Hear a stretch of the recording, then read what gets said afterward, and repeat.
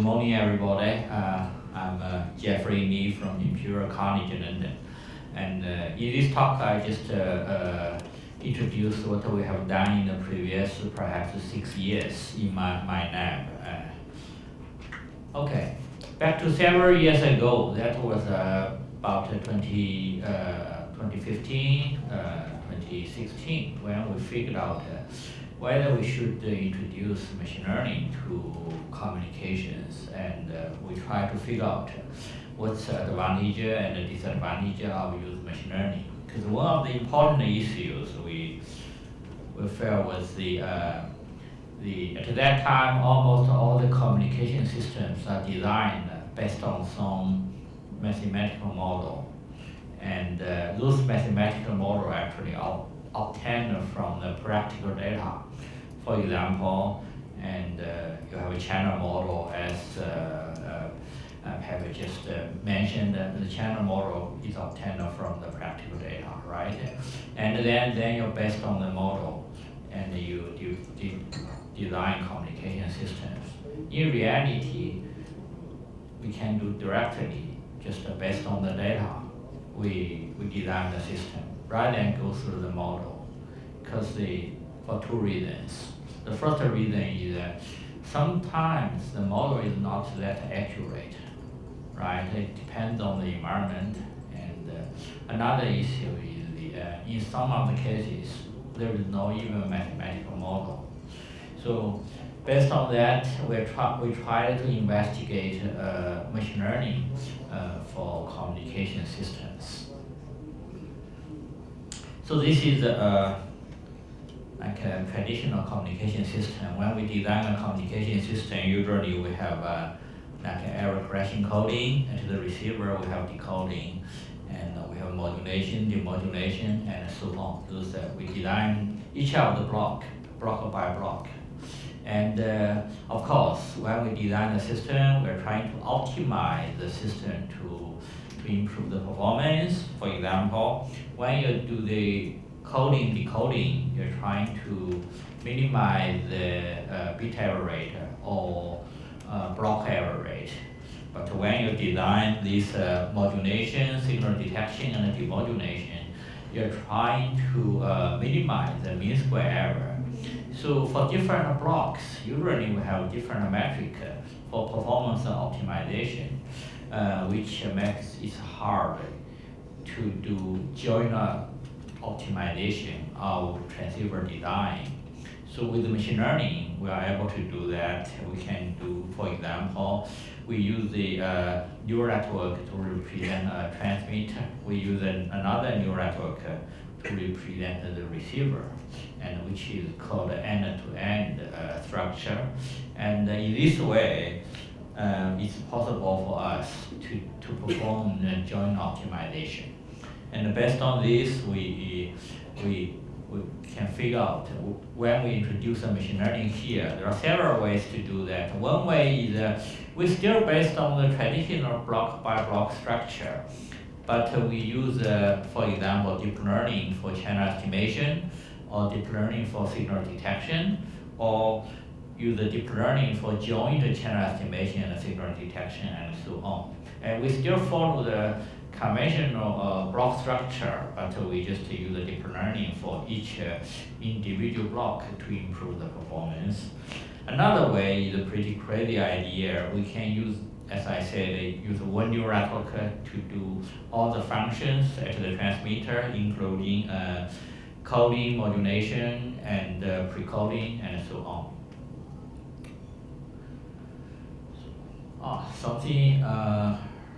Something wrong with this slide. It's different from what I see here. Anyway, it doesn't matter. And traditional way, when we design, we use a block structure. There should be a circle here.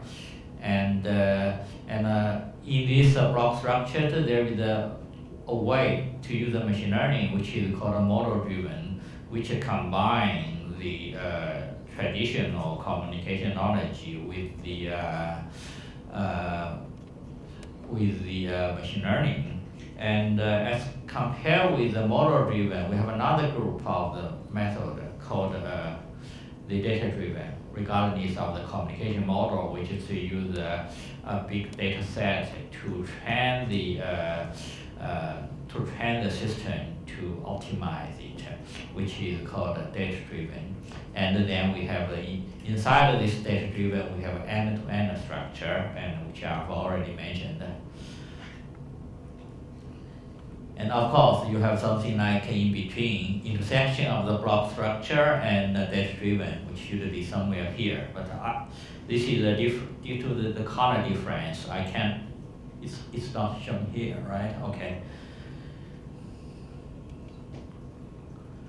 So let's think more about communication, right? So if you want to transmit perhaps English sentence, and you transmit word by word, right? And on the average, we have 4.5 letters for each word. And if you count like a space, you have 5.5 characters. And we use 5 bits to encode each letter. Then as a result, on the average, if you transmit one word, you need 27.5 bits on the average. That's a pretty huge number. And but in this case, the codebook at the receiver and the transmitter are pretty simple, right? You only need a codebook for 26 letters, right? And if you think about another way of the encoding, well, and here we just when we do the encoder, we just assume those all the combination can be happen, right? For this 4.5 letters, but the English word is only limited. Not all the combination can be happened. And if we look at the Google, and according to the Google, there are about 170 English words. And if we do some math, we'll find that this number is between 2 to the power of 17, and 2 to the power of 18. As a result, if you encode a word, and you need 18 bits in that way.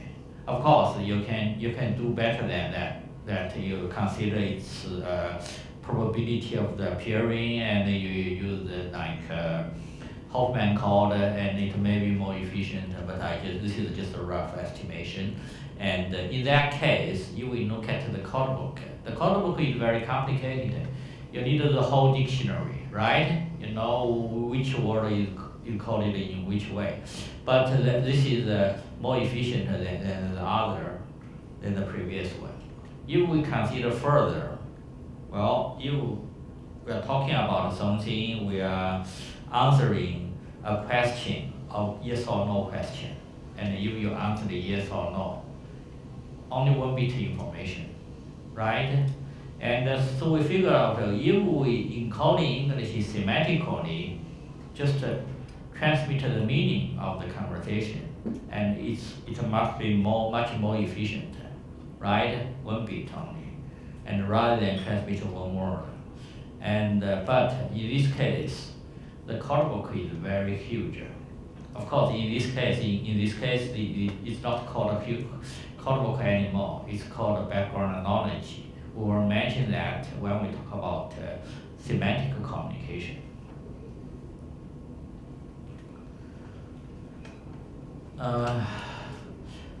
So here, from the previous slides, we can figure out that if we do the semantic transmission, it's more efficient.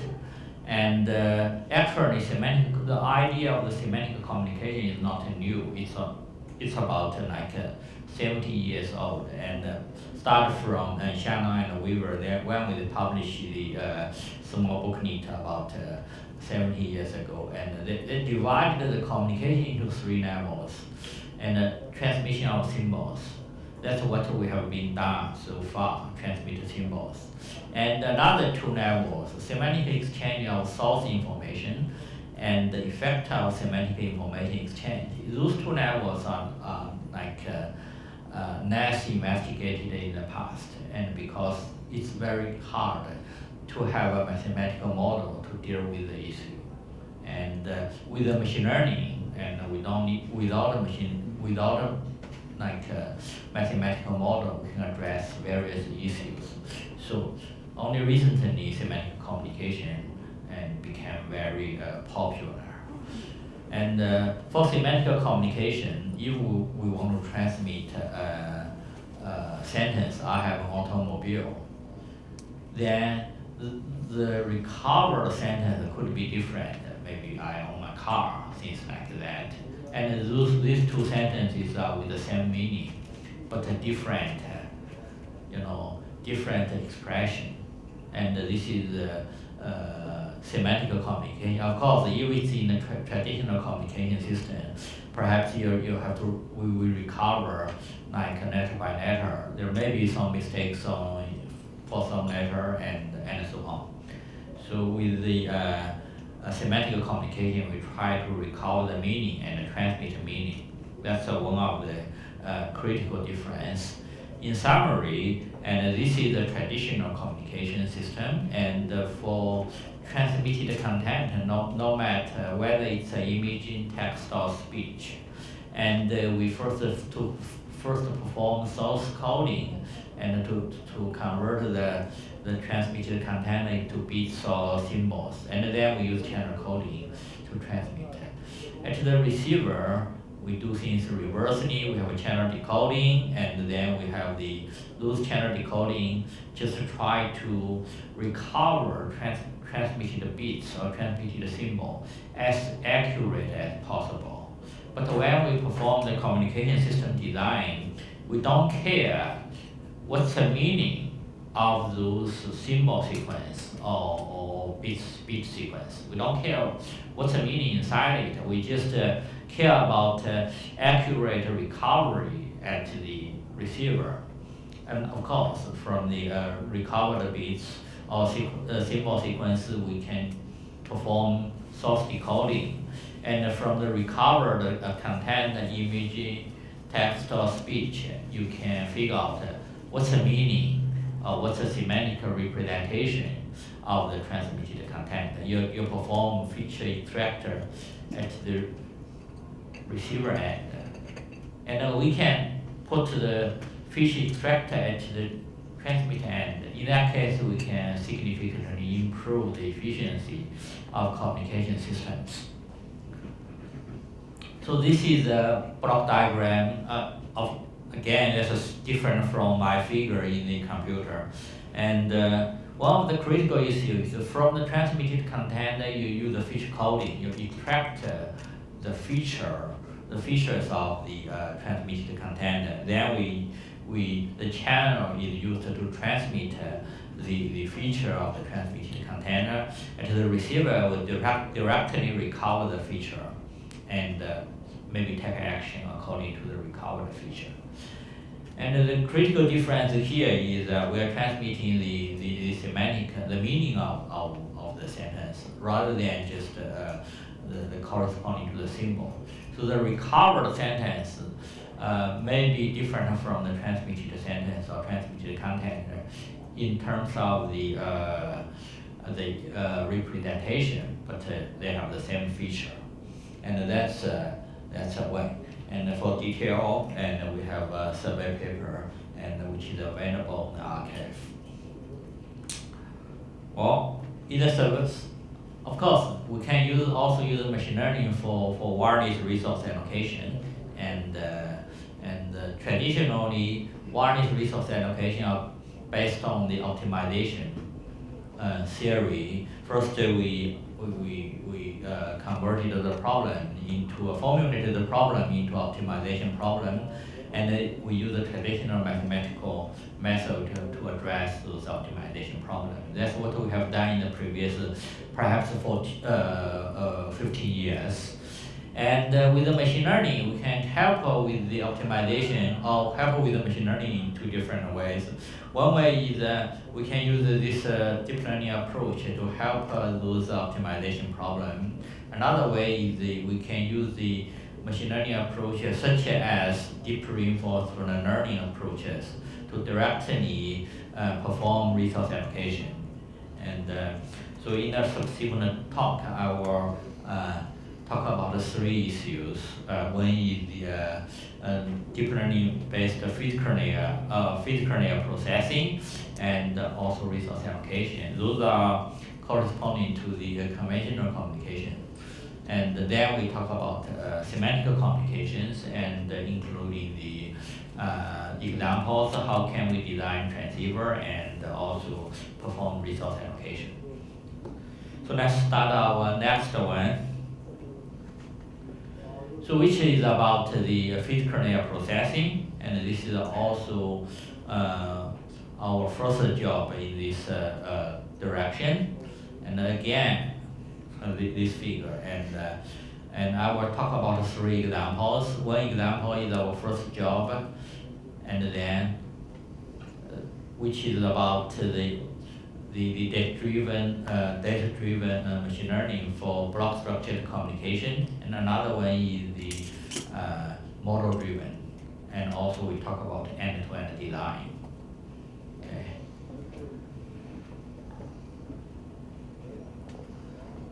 Okay, and we saw this block diagram before, and here we are talking about OFDM system, and we are trying to figure out how can we perform joint channel estimation and signal detection. By the way, traditionally for communication system designing, usually we first design the channel estimation to estimate the channel, and then based on the estimated channel information, and we do a signal detection, and it's not presumed it's presumed that this is optimum structure. Actually, we can always find some counterexample to show this is actually not optimal structure. The optimal structure, of course, should be to perform joint channel estimation and signal detection. So this is a traditional way to perform signal detection and joint signal detection and channel estimation. And as we can see from here, and this is a very simple WebDM system, and I'm not going to talk too much about it. Let's pay attention to the receiver. We have a channel estimation here first, and based on the estimated channel, we do the data recovery to do the signal detection. This is a work actually I have done about 25 years ago, and when I was with AT&T Bell Labs, and this is. And then with the machine learning, and we can substitute the both channel estimation and signal detection with the neural network. And this neural network input consists of the two parts. The first part corresponding to the pilot, the second part corresponding to the unknown received data, right? We hope through the pilot, this neural network can estimate or get some information about the channel state. But it's not explicitly, it's implicitly. And then based on the channel information and also the input distorted data, the neural network directly recover the transmitted symbol. This is our first work, and it's pretty simple, and you just use neural network to perform these two functions. And this is a way to train the neural network. And first we train the neural network to predict the data. And those data used to train the neural network are generated from the computer simulation and corresponding to the pilots and the data. And of course, we generate data corresponding to, here I say the diverse channel conditions. Actually, it's diverse different channel trials. But corresponding to the channel data profile is the same indoor profile. You train the system for the indoor environment, or you train the model for the outdoor environment. Of course, you can train for indoor and outdoor. The more environment you are used to training, and the more robust the neural network will be corresponding to the different environment. But on the other hand, the performance will not be that good. And how can for example, if my system is trained for the indoor, and how can it be used for the outdoor or some new environment? This is some interesting research topic we're trying to figure out. It has something to do with the something called meta learning or few shot learning, things like that. But anyway, this is our initial work, and it's about we just generated the different channel trials corresponding to the indoor model or outdoor model or for typical urban model or whatever, and then we train the neural network. And this is the performance curve, and we compare with the three situations.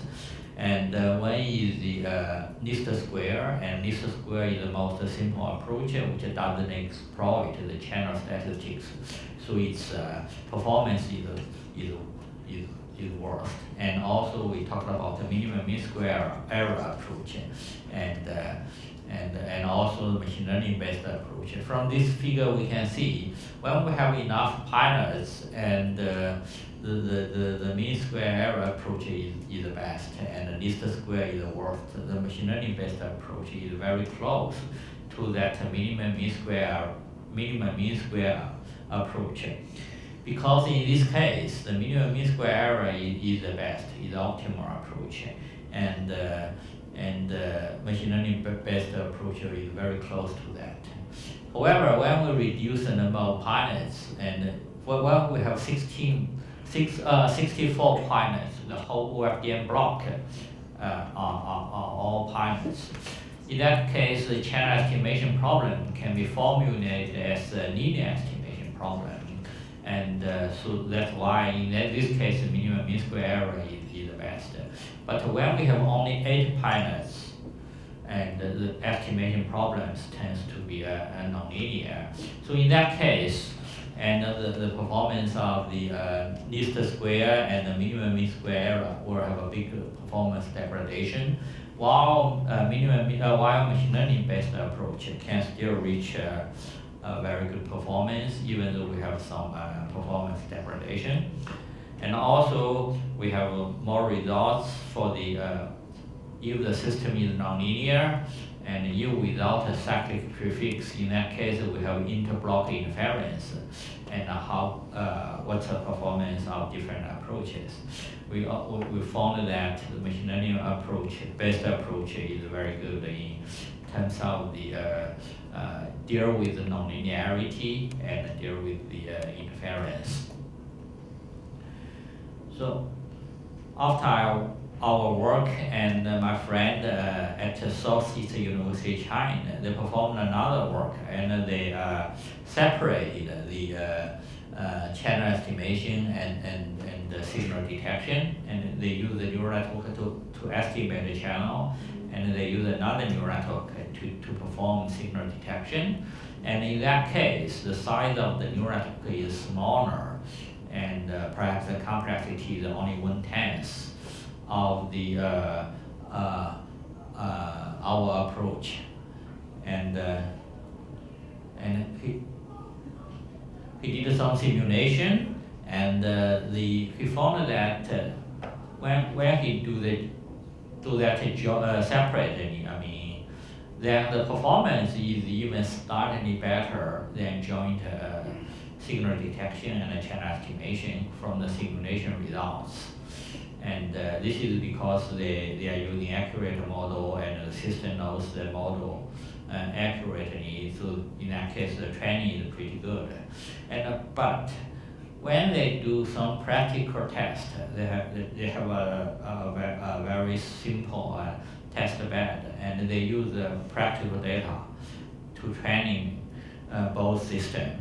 And they found the sensor changed. They found that the machine learning based approach is the best, and while this separate channel estimation and signal detection has some performance degradation, and which implicates that because they are talking about the real system, there are some imperfections, for example, IQ unbalance and quantization errors and so on, and maybe some other random interference. Because of those like unpredicted factors, the one approach is robust than the other approach, and the joint approach is more robust, and the separate approach is not that robust. Because of this, that's due to the kind of the robustness issue. Therefore, whenever we do the machine learning based approach, and usually it's hard to have a theory say, well, because the system is strongly nonlinear, so you can only get whatever performance you can get. This is the drawback of the machine learning based approach. And but sometimes, for example, you can use a simulation, and I believe sometimes a practical test is very important, and to ensure a good, reliable performance of a machine learning based approach. Well, let's talk about the second example, which is about model-driven communication systems.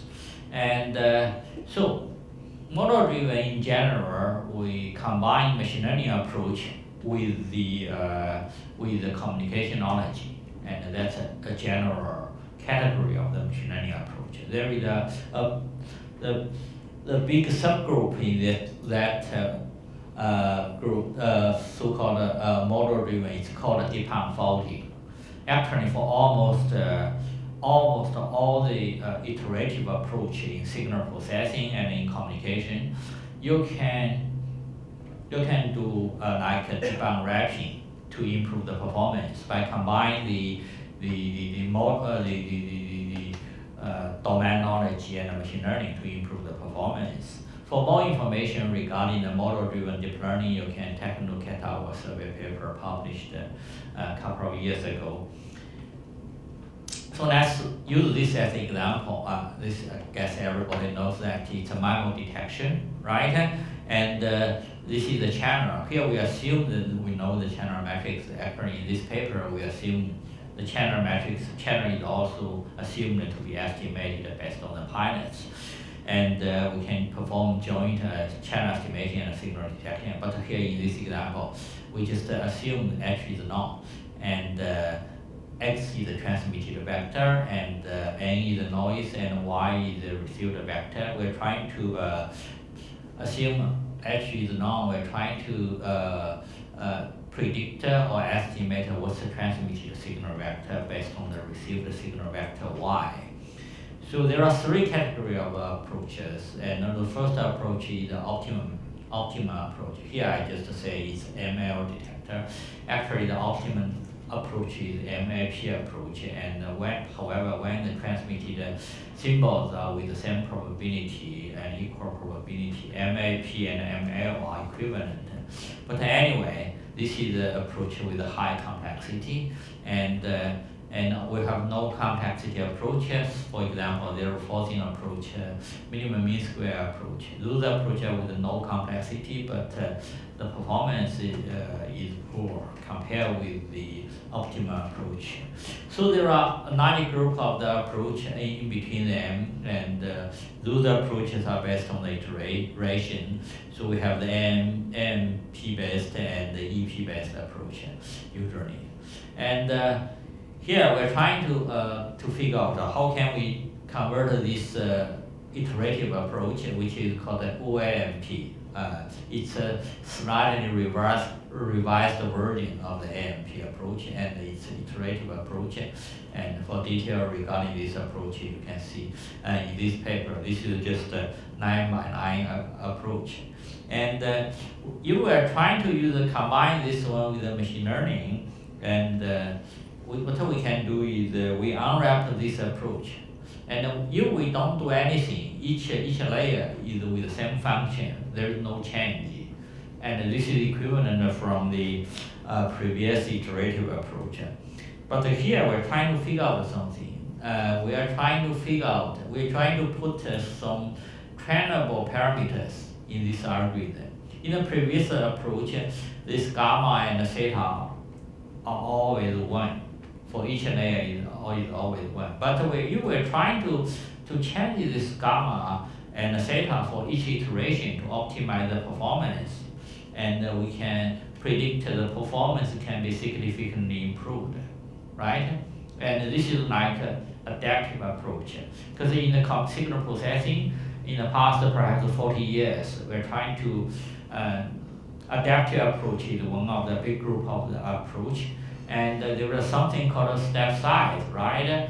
You always, at the very beginning, you always take the big step size, and then with the adaptation, you hope that the step size becoming very small, and finally come to, it's about 0. So in the past, there are many researchers to figure out how can we change this step size adaptively and from big to small, because the system is too complicated. There is no best way to do that. They can either put an exponential window here, right, at the beginning, big one, and then gradually to reduce. But with the machine learning, and we can train the neural network, train this network to optimize these trainable parameters. In this system, for example, if we use the iteration T, if we use 10 iterations, and for each iteration, we have 2 trainable parameters. There are only 20 parameters to be trained. Those can be trained through simulation data or practical data. And through this training, you can significantly improve the performance. And this is the performance results. And this is for the 64 QM. We found that 16 QM case, we have a largest performance improvement. For other 2 cases, we have some performance improvement, but not that big. Why it's like that? We have no reason, and this is just a result we obtained. Okay, this is the second example we are talking about. And let's talk about the third example, and which is the end-to-end. End-to-end is a new research direction with the machine learning, because in the past it's hard to have one block to do everything in communication transceiver. But with machine learning it's possible. And basically we use a transmitter, neural network as a transmitter, another one as a receiver. The critical issue is the channel is unknown. When you design the system, the channel is unknown. You may know it's indoor or outdoor, but you don't know the channel realization.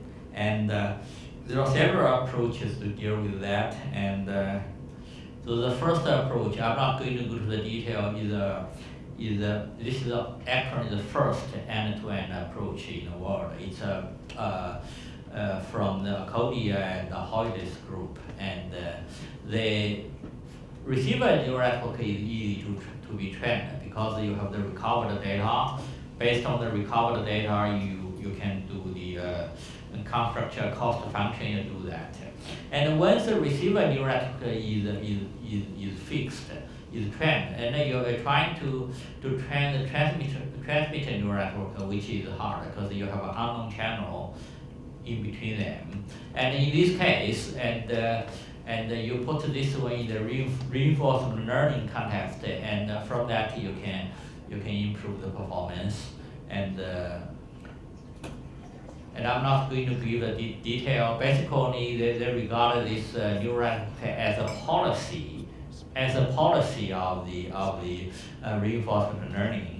They are trying to optimize this reinforcement learning system by optimize this so that this agent can learn to optimize the policy, and which is corresponding to the optimized transmitter neural network.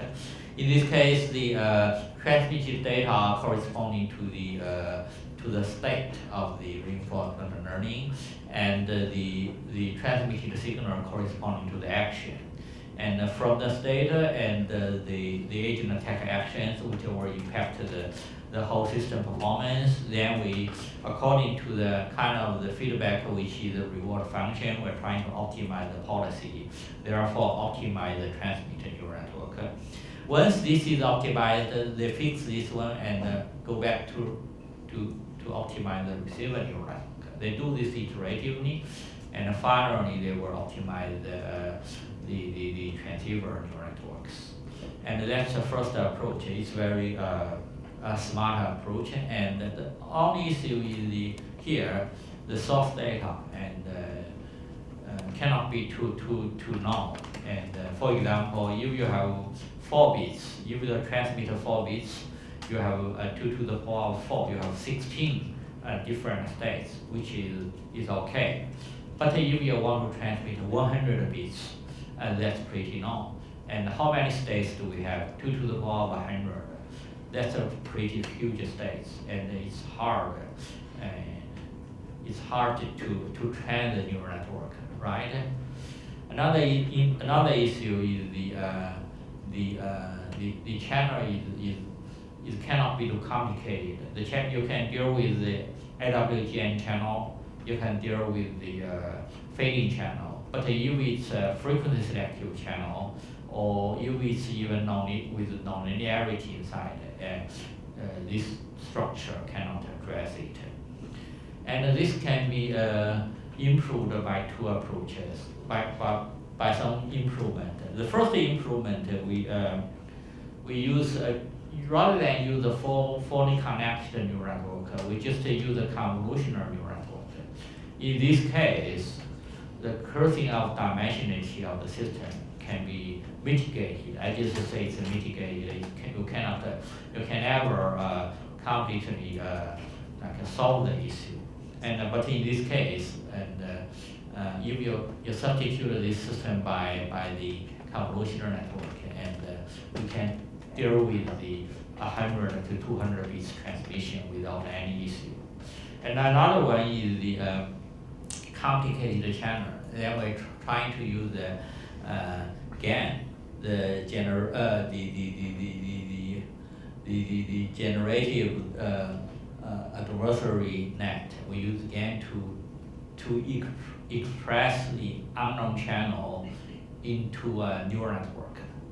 And if the system is 3 neural networks in tandem, then based on the received data, we can construct the cost function, and the gradient can be passed back through those neural networks. So this is 2 implementation. And once you have this transmitted neural network and receiver neural network optimized, then that can be used in a practical system. And of course, there is no this kind of things.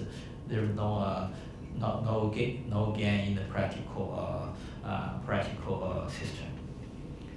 So this is a performance comparison, and we compare with the end-to-end system with the traditional communication design approach, and which use OFDM plus QAM plus one of the best convolutional code. And we can see when the signal to noise ratio is less than 10 dB, and the performance of the traditional design and end-to-end design are pretty close. However, when the signal to noise ratio is larger than 10 dB, E2E based approach is much better than the conventional approach. Okay, that's okay. So that's all I want to talk about the fit kernel processing. And so next I go to the next one for resource allocation. Should we take a rest or just continue? Do we need to have 2 minutes? Maybe I just continue, right? If you want, yes, we may. Yeah, it's fine, just continue, yeah.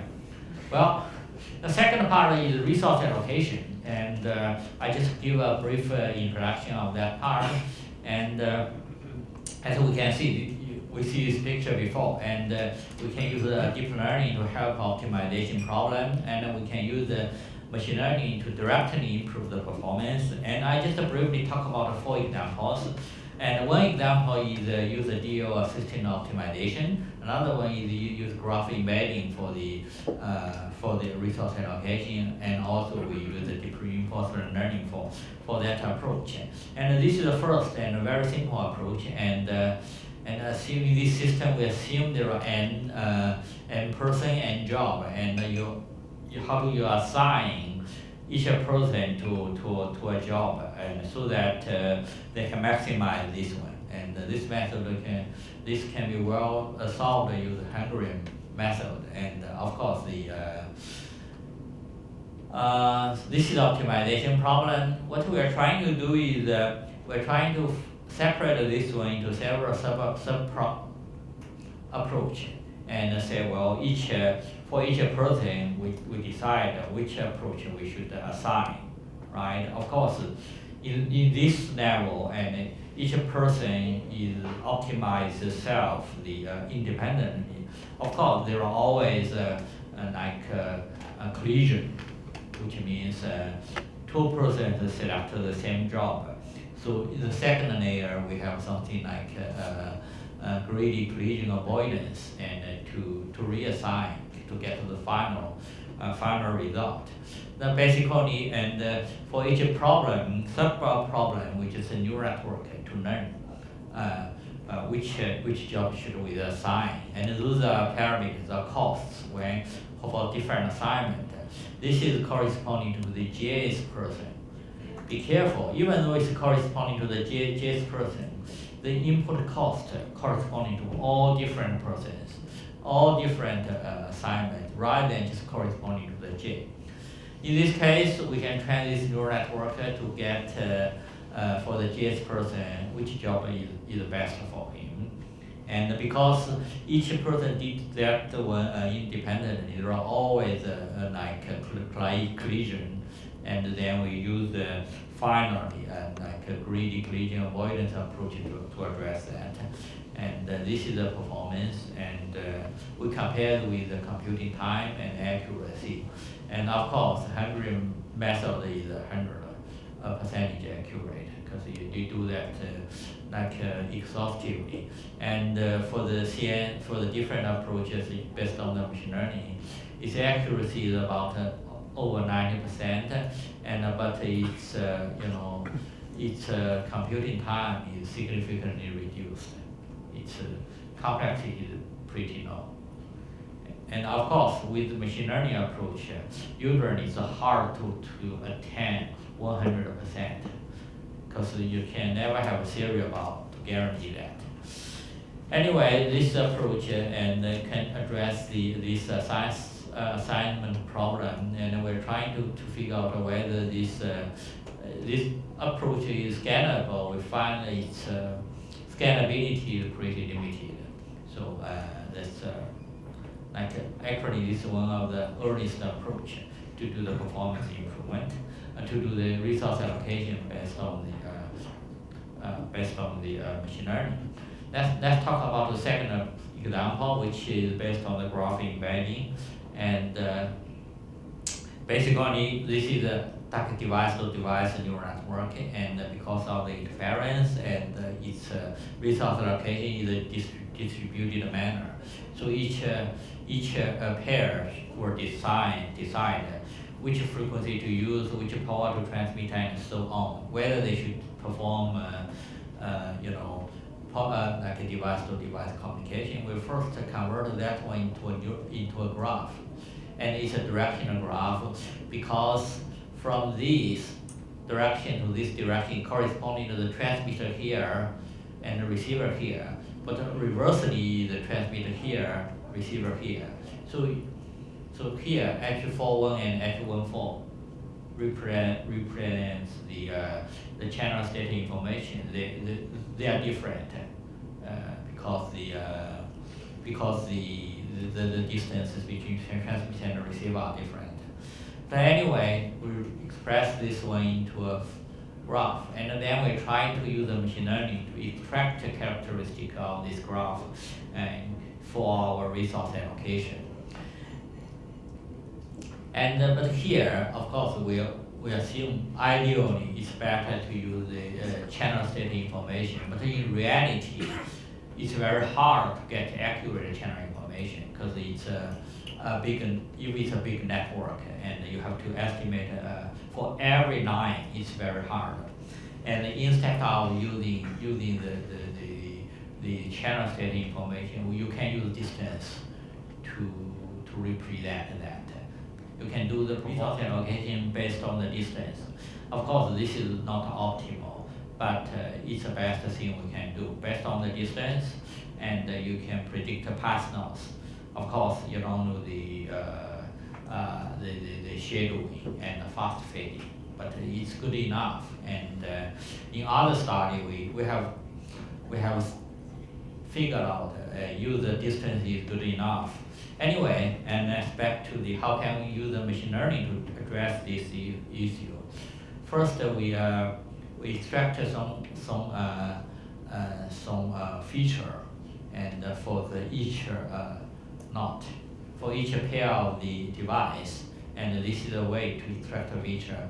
Based on the sigma is this renewal function, and then this sigma including three things inside, and the first thing is the xv, which is this knot as gain transmitted to receiver gain. The second part is related to the neighborhood characteristic. The third part is the interference other than neighborhood, and of course those are all measured by depend on the distance between them. And of course this is a nonlinear equation. You can use iterative approach to address that. After you get that mu v and for each pair, and you use the neural network to figure out whether should we transmit or which frequency should we transmit and so on. So that's basically this idea, and this is the simulation results. And from this figure we can see we can get compare with the approach based on the the optimization approach. This approach is pretty reasonable, and we only, for example, 200 means we only need 200 samples, 200 data pair to train the system, and we can get a pretty reasonable performance. And also this kind of the system is with a reasonable good scalability and generalization, and that's one based on the graph embedding. And also we can use the reinforcement learning to address the problem of the resource allocation. And let's talk about it. So this is basically reinforcement learning. Basically, it's an adaptive system, and we have agent, and we have an environment, and this agent, according to the state, and according to the reward, and take action. This action will affect the environment, and then makes the environment transfer to a new environment, and also have a new reward, and then this agent take action again, and so on. So this is it's an adaptive system. It has been proved, and this environment can be expressed as a first order Markov chain, and by exhaustive learning, and this system can adapt the environment to generate the optimized policy. Okay.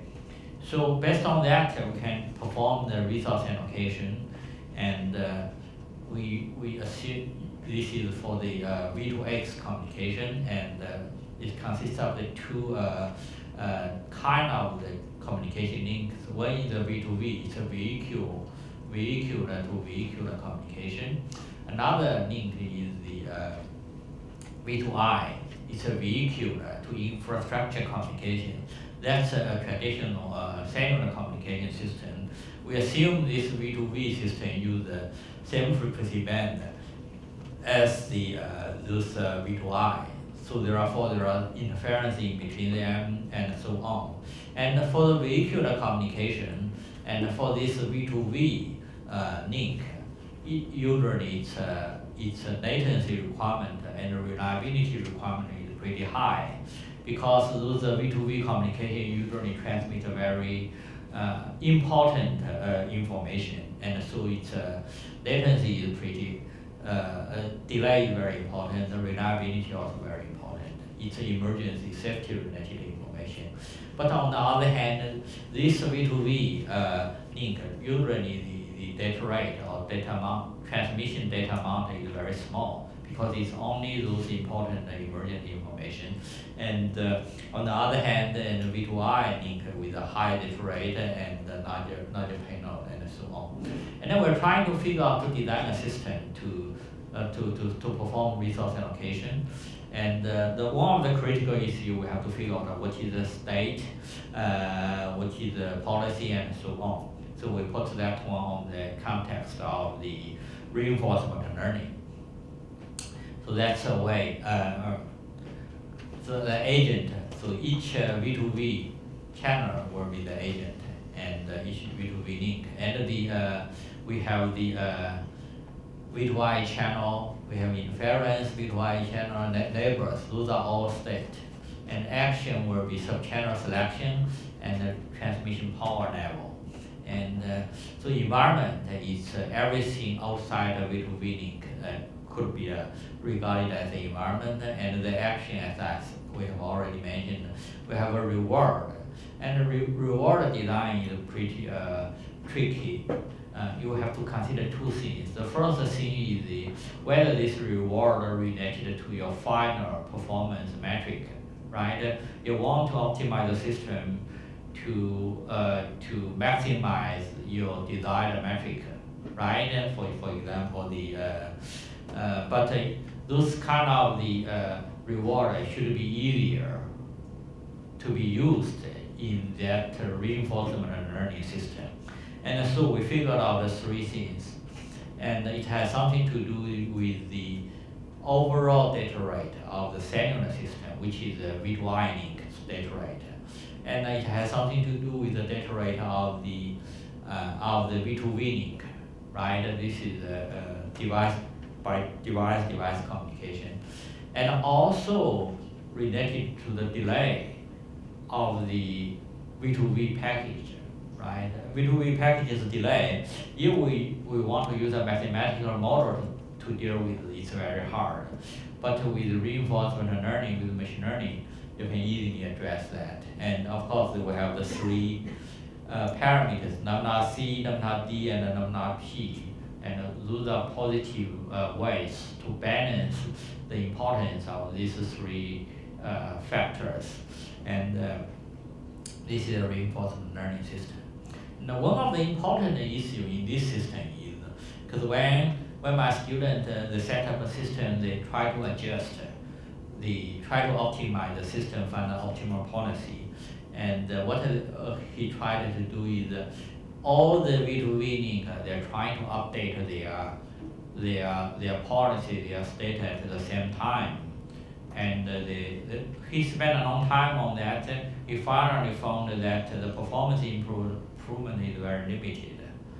And then we discussed, I found that because all the V2V link, they are training independently, and which causes the system unstable. It's non-stationary anymore. Because every V2V link is doing update at the same time, and this link doesn't know that link's decision and also environment.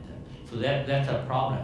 So the only thing we need to do in this case, just shift different V2V links decision of training. If we shifted this training time, then when this link is doing its training, I know the impact of the previous V2V link's decision.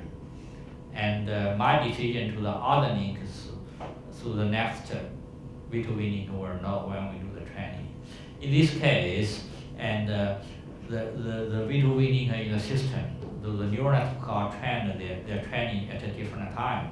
Of course, in a practical application, each V2V link just have this neural network, just input its state, everything, and get the selection of the power and the frequency band. And when we do the training, we should train each V2V neural network independently rather than at the same time. In this case, the system will not stable. And back to that stable issue, if I I'm not going to present the performance is always good than others, as others, and it doesn't matter. And I just want to mention, and if those like V2 winning want to make decision at the same time, what should we do? And in this case, the system tends to be a multiple agent reinforcement and learning system. The system is always unstable, non-stationary, and most of the cases, some of the cases, it's hard to get to the optimal solution. But there are still a way to address that, and so if you have multiple agents, you can train when you are doing training, of course, it's offline, you know everything, and you can train those policy jointly. And of course, for this agent, he just know his own state. He cannot know the global state. For each one, it's like that. You can train them jointly. In that case, which means whenever you train this agent, it knows the other agent's policy. Okay. So when this V2 knows another V2 way to select a power, select the frequency. Again, we only know the policy, but we don't know exactly what's the selection of the other link. So in this case, we can only mitigate the probability of non-stationary of the system. You cannot resolve the problem. The non-stationarity is still there. You only know the other's intention of choose which one, but what it really choose the other link, I don't know, right? So there are still a chance of a system to unstable. But in practical, if we use that one for the resource allocation, the performance improvement is pretty significant. Here I compare the previous approach and the multiple agent approach, and performance improvement is still significant, right? Of course, for that multiple agent issue, it's always a problem, right? I don't think there is a better way to deal with. And on the other hand, we're doing communication system, right? We're trying to figure out if we know those agents to communicate, and the question is how much information do they need to communicate, and to ensure the system is like 100% stable. And this is something we don't know. Anyway, the basic way, if we look at how the system work, if we do join the training, and if there are several V2V links they want to transmit at the same frequency. So through the joint training, the machine learning can learn a better strategy and to order different V2V pairs transmission. And that is to say, one is transmitting, the others doesn't transmit. Rather than ask them to transmit all of the serving at the same time, in that case, no V2V link can work, right, because of the interference. So this is a multiple agent issue, and we just developed a practical approach, and the theoretically the problem is not resolved yet, and I'm not going to talk too much about that. This is some other work, and we talk about how can we compress. If you need to feedback the information to Fusion Center to have joint optimization, can you compress your information? Yes, we are trying to compress the updated the feedback information to improve the performance. And I'm not just talk to that's too much time. I'm not going to talk too much about that. Basically, this is in this system, and we're trying to have the several neural. You will want to say, well, those V2V pair, each will like want to transmit its state to the fusion center. This fusion center then, according to different users' information, they make decision for the resource allocation and their feedback to each D2D pair. In that case, the system is obviously the best, right? Because this fusion center knows everybody's state, and then he makes the optimize the system, right? The first work we have done is, well, how can we compress those information? How can we compress it? Just use neural network to do that, to compress the information. As for what the compressed information looks like, it's not important, right? You just do joint optimization of those neural networks and this decision neural networks to optimize the performance. And after we did this one, the system is working in this way. You compress this information, you send to this neural network, and then neural network make decision for each individual V2V link, then send back to each individual links.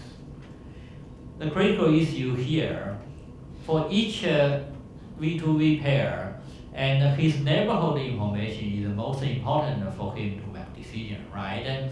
And of course, there are some, we need to consider the other users' selection, which may interfere with it, right? And this one can help with it. And but another question is, well, in this case, if this neural network makes the full decision on this V2V link, then I'll tell him what's the frequency to choose, what's the power to choose. There's not, it's optimized, right? And if we say, well, how can this neural network can make the partial decision and send the partial decision to the V2V link, and this V2V link, according to the partial decision, together with its local information to make decision to select a frequency. That's another possible way to deal with that. And in this case, which is corresponding to, we need some communication among those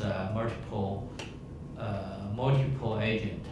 And the question is, how much information do we need? Of course, we know that one extreme case, they all communicated the full channel information, and in that case, the decision is optimal. Another one is that they have no communication. Then each one makes its own partial decision. There will be collision because the system is not stable. And how about in between them? If we know certain information, certain communication, certain information exchange, and how much information is enough for us to ensure the system will be stable, which we don't know. So let's talk about the last part of my talk, which is the semantic communications. And as I said, semantic communication is one of the important popular topic nowadays. And so I talk about the three issues. First, give an overview, and then we talk about the design, the joint semantic and channel coding design, and then we talk about the semantic aware resource application. So this is what from before. Again, this figure is different from what I had before, and because of the computer difference. And then we first do the feature extraction or feature encoding at the transmitter, and that can be only done through neural network because there is no mathematical model to do the feature extraction. The only thing we can use the machine learning. Of course, there may be some other tools in the future, but currently, what we can do is just we use the neural network to do that. And of course, before there are some theory, some work regarding the semantic communication in the past 70 years. And one of the example is in this reference, they derived the semantic capacity and so on. But we found that most of the cases, those kind of the theory is hard to apply to the practical system design. Maybe in the future it will be useful, but currently it's hard to apply it to the performance to the system design. So there are some work related to the system design, and one of the work which is pretty close to the semantic communication, but it is not. It's based on the something called joint source and channel coding. And of course, we all know that according to the Shannon theory, and we can do the source coding and the channel coding independently. But as long as the code word is not enough, of course, in reality, the code word is always limited. So, and there are always performance gain when we do join a source and channel coding.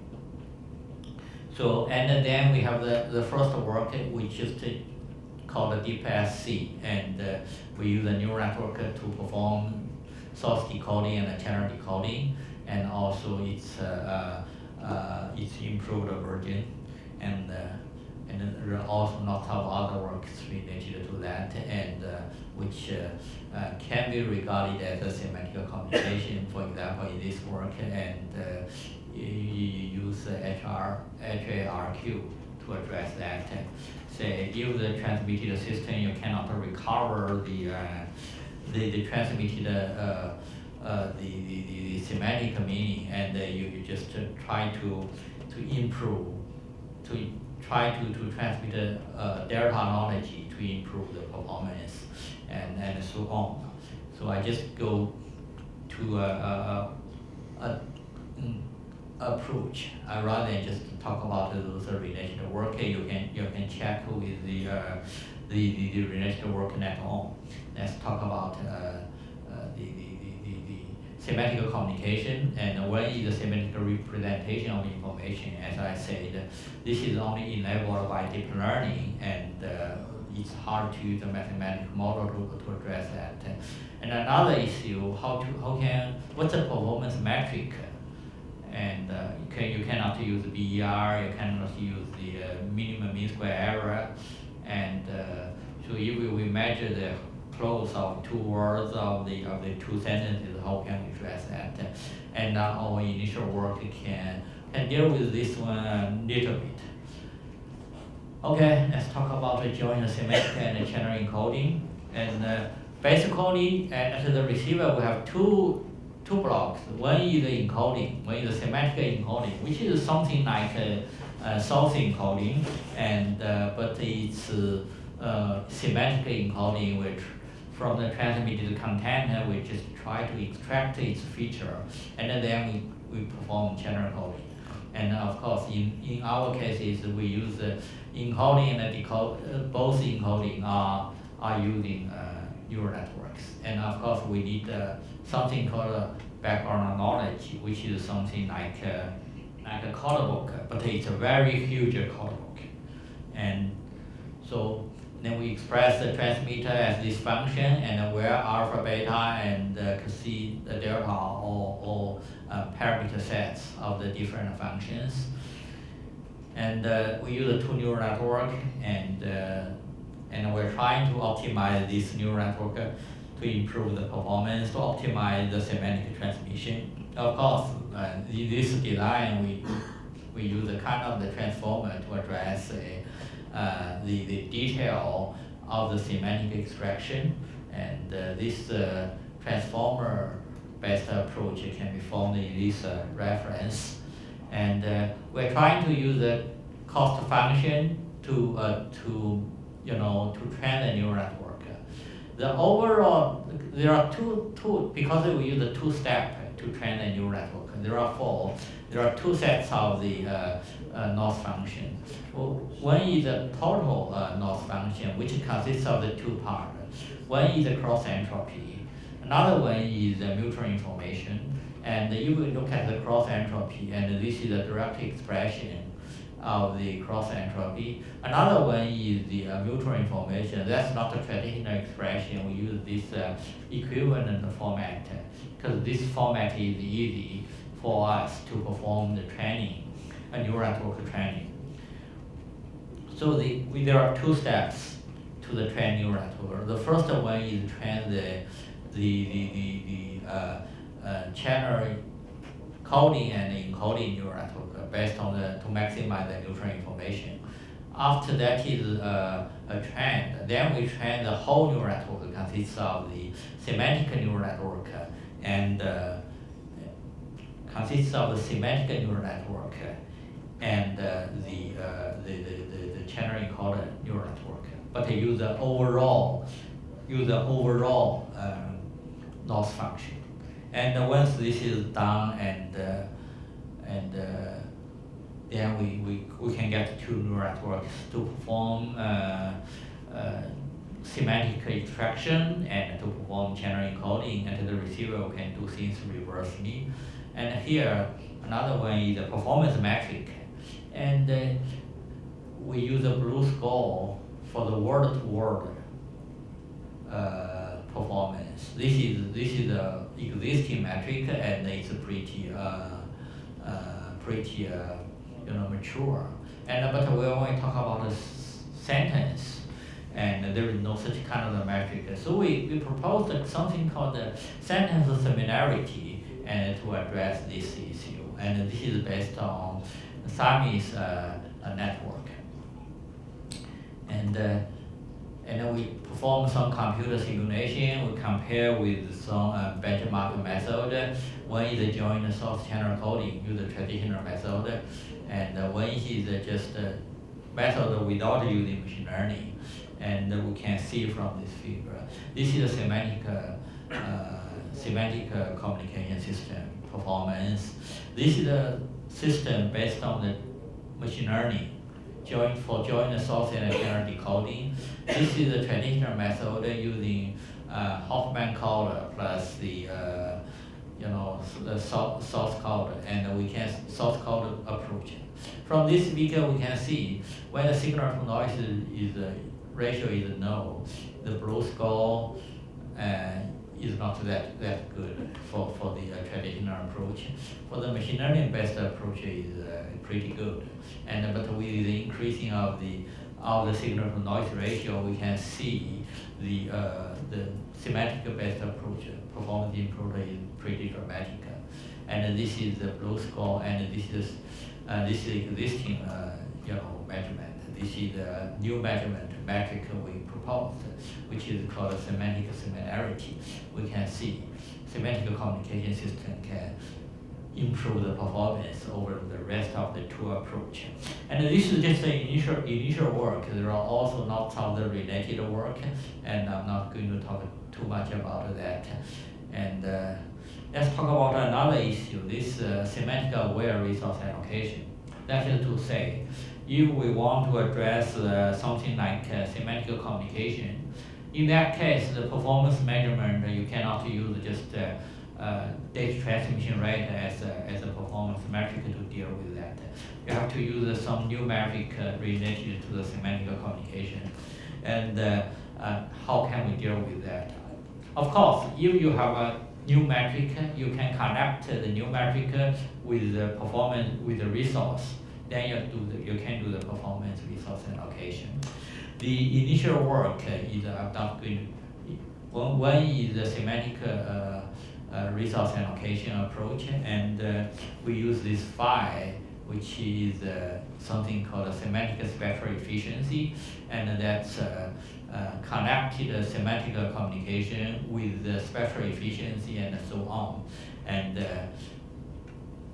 this one. Once this connection is established, of course you can find the optimization problem and you can solve it.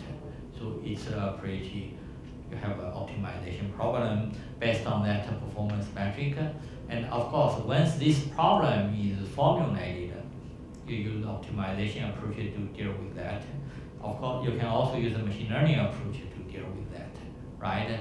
It's just similar to the traditional resource allocation problem. Another one is you use another something like a QoE aware metric, and this is something related to the kind of the semantic entropy, and which we briefly mentioned before. And based on the semantic entropy, and you can structure a QoE, and based on this model, and based on this model, then once model is constructed, the relationship between resource and your objective, for example, here objective is the QoE, and then you can do performance resource, and you can do resource allocation based on the optimum problem. And this is a formulated problem. Of course, once the problem is formulated, you can use the traditional mathematical tool to address that. I guess that's performance comparison. I'm not going to talk too much about it in detail. You can see the paper, right? And references. Basically, one of the critical difference between the conventional communication and semantic communication is the semantic communication is application related. For different application, you have a different performance metric. You have a different way to design the communication system. For example, if you want to transmit a text, and you have one way to design. If you want to transmit an image, it's another way to design the semantic transmission system. Because there is no, it's hard to have a universal way to address different applications. I guess that's all of my talk. Thank you.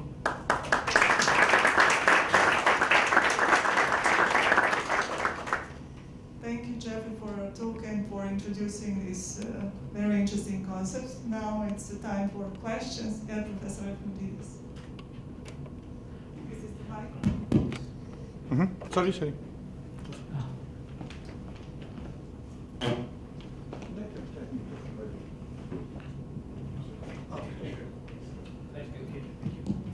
Yes, I would like to make a comment about the term semantic communications. Okay, there is a big misunderstanding of what Shannon said by using that term at the time that he introduced information theory, and the way it is emerging today. Now, semantic, it happens to be a Greek word. Okay, so I'm Greek, so I'll take it from the horse's mouth that I'm telling you what it means: significant. It does not mean meaning.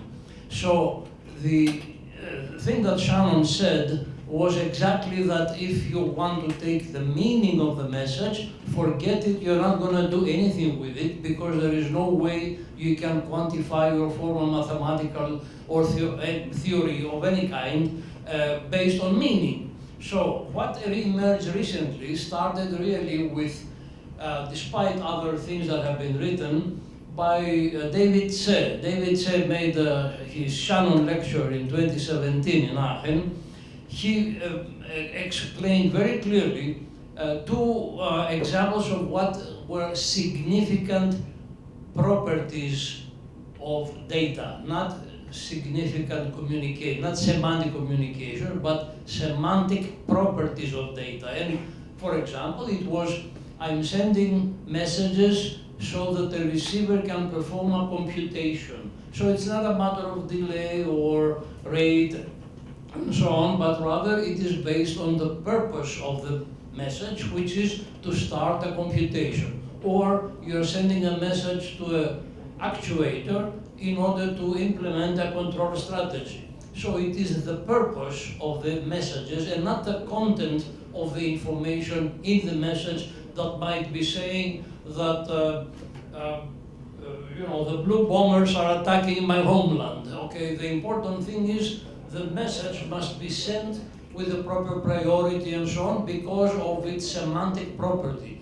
So it's a different thing, because all these terms about semantic information, semantic entropy, cannot be quantified. We cannot have distributions about language content, meaning, but you can have semantic properties. So I think that it's, at this point in the community, there is some confusion about the meaning of the term semantic. So semantic is significant. So for example, age of information is a significant property of data. And there are others.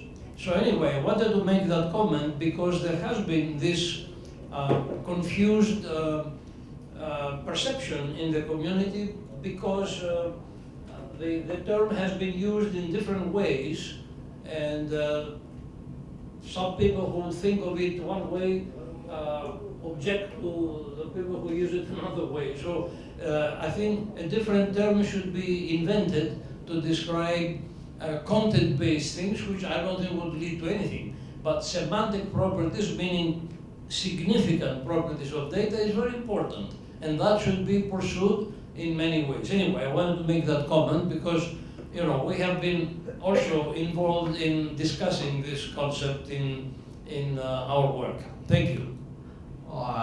Thank you for your comments, and I don't know much about, actually I don't know anything about Greek, so I think the perhaps the exact meaning should be the, rather than semantic communication, just something like a transmit of the meaning of certain contents.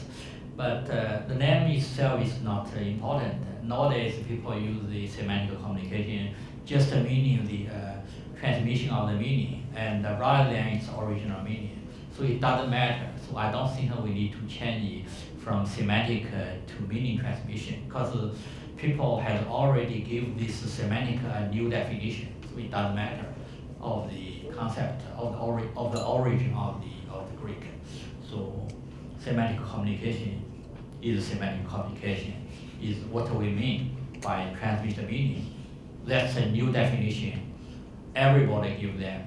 Even the languages keep on changing. Today, this sentence means this meaning, but maybe 500 years later, the same thing means different things. No, That's today, it, right?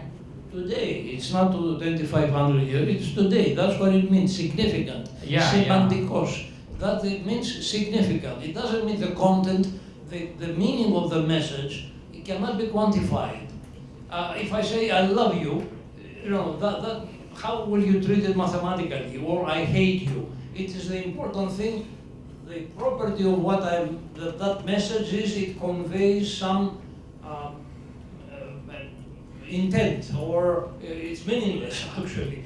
But if you send a message saying, turn the gun 180 degrees, and then the next message is fire, then it is very important for these semantic properties of the data, for example, for the first message to be received before the second message. Otherwise, it will be a disaster. So this is where not the content, but the significance of the content of the messages. So there is a subtle difference there.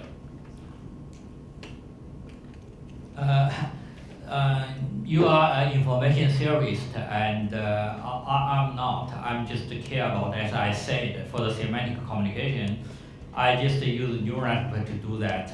I have no mathematical formula. If it works, then it works, as I mentioned at the very beginning. As for what the exact meaning of semantic, or the original meaning of the semantic, is not so important here. We are engineers. We are doing things to make system work. So semantic communication, to me at least, and to most of the people, is just a transmission of the meaning. This original meaning is not important to me, right? And to most of the people, I guess. That's my comments. I have a couple of questions. Okay. It was, I think, slide 47. You mentioned that CNN address also the curse of dimensionality. Could you elaborate more on this? Which one? It was slide 34. 34.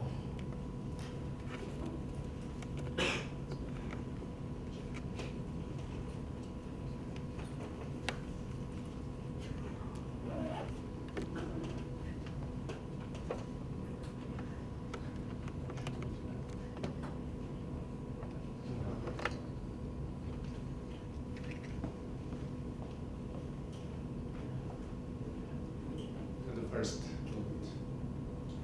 bullet says using CNN to address curse of dimensionality. Could you elaborate more on this? What was that? The first bullet, using CNN to address curse of dimensionality. Yeah, yes. Yeah, because the this idea comes from the convolutional code. Yes, when you do the convolutional code, and those connections are just something like a sparse, and you use rather than use a fully connected way, you use a convolutional neural network to address this one. The issue is when you use the convolutional neural network, and this neural network has a certain property. And when you do the training, you don't need to observe all the different states. You're only training to the partial of the random states, and that's enough to make the performance good. Because originally, if you use a fully connected one, for example, when you do that for the decoding, you have to go for decoding, right? And several years ago, and Jacobi, they observed one very interesting things. And if you have like a code, right? There, of course, there are lots of code words. If the code word is very long, and sometimes it's hard for you to observe all different code words. And she found that if you use a fully connected neural network to the polar code, for example, and we found that even though during the training, the system observed 80% of the code words, and there are 20% that it didn't see that. And while in practical system, if the system meet one of those code words from that unseen 20%, the performance is not good. And so you need to enough big data set to do that. And in that case, if your code word is very long, and there are lots of code words in the setting, it's impossible for you to observe all the code words. And that's like a dimension issue. But if you use a convolutional neural network here, we can address, for example, you can transmit 100 bits. For the 100 bits, you have 2 to the power of 100 combinations, and it's impossible for us to observe all the state. But in this case, the system still works well. That's what we do. Thank you. And one more quick question. So it has to do with the methods that you are applying, the deep neural networks. So they need to require training. Could you comment on what's happening now when the environment changes with time? Even in the case of semantic settings, what is important, let's say we talk about contents, what is important today may not be important 2 days later. So how would you go about this is kind of the thing we're currently investigating. So the problem is for all the system we are mentioning, we're talking about here, when you generate a data set, or when you manage a practical data set, it corresponding to a certain environment. For example, if we talk about the indoor communication, it's an indoor model. And then you train the neural network using indoor data. And of course, this system is assumed to work well for the indoor environment. But if we move this set to the outdoor, environment change, the channel statistics, maybe channel distortion, interference change, you meet the new environment, and the system trained in this environment were not workable, or were not with a good performance to the different environment. In that case, and how to address that? Of course, at the very beginning, you can use a mixed data set. For example, half indoor, half outdoor, and half indoor, half outdoor, half somewhere else. And the problem is the more environment you're talking about, the less feature of the environment you can exploit, right? You want to design things to work well for all the environment. It's just like you design this square approach. You use no environment information, right? While for the minimum mean square error, you have to use the environmental statistics to do that. And this has something to do with something like how do you generate it? You will have this indoor environmental system. If it's outdoor, how can we generate it outdoor? Or how to generate it to some new environment? Because you can use something like accretional learning, meta learning, or few short learning to address that. For example, the system is trained for indoor environment. If I move to outdoor, and from the several shots of the outdoor or for the new environment, I can catch its characteristic. I used my old experience together with the new environment. I just adjust the neural network to fit or adapt to the new environment. That's something we're trying to figure out, but it's still under investigation. Thank you. Thank you, Geoffrey, for your talk. Yeah. I particularly was interested in the multi-agent reinforcement part with the cars. I think slide 52. You were showing some. I mean, the result, as I understood, is that you have to do asynchronous updating because then otherwise the system is unstable. So I guess that's partially because of the conflict in the updating of the model. Yeah. But it's also, I guess, you're considering a multiple access channel, right? Yeah. And that's another reason behind this need for asynchronicity. Yeah. So a question about this cost function, because here you have combined the rate and the latency linearly. Yeah. Did you consider to maybe use some exponential function of the latency and so on? Because it might not be that the linear combination. Oh, okay. Oh, we didn't consider that one. That's a good idea. Yeah. Because they have different importance depending on. I would actually suspect that it would not be a linear combination, but it might be something else. Yeah. That's true. We just choose this one because it's easy. Yeah. Because before we also did resource allocation in this kind of a situation, but not use machine learning, use a traditional way. And in that case, the cost function has something to do with the exponential kind of things. Yeah, I think maybe some logarithmic measure because kind of the latency should multiply the overall rate because then you penalize a low latency with the exponential to the low latency that goes down. Yeah. Thank you. If I may make a comment about this, Yeah. if you know how to measure the reward, you can actually estimate the function that measures the reward. So if you know how to measure the reward, Yeah. and then you have all these factors that affect the reward, you can actually estimate the function. You don't have to assume linear or logarithmic or. Okay. Yeah.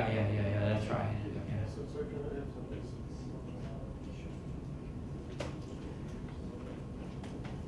Thank you. Thank you. Once again.